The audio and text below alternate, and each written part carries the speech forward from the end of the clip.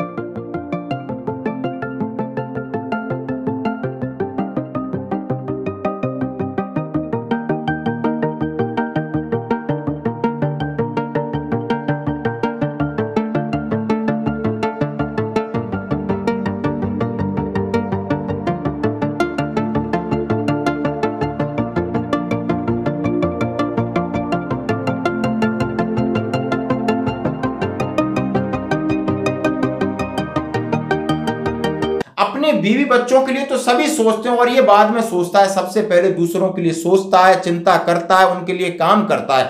आज कटघरे में हो गया है।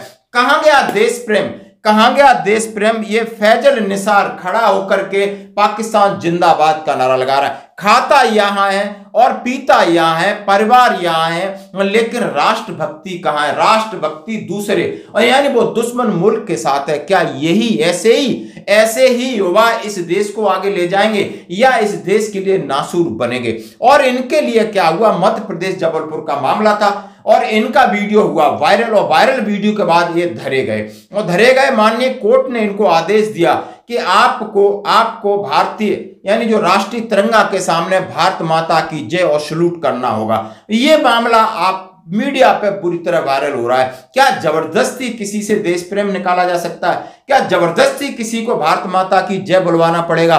क्यों ऐसे लोगों में ये नासूर हैं इस देश के लिए?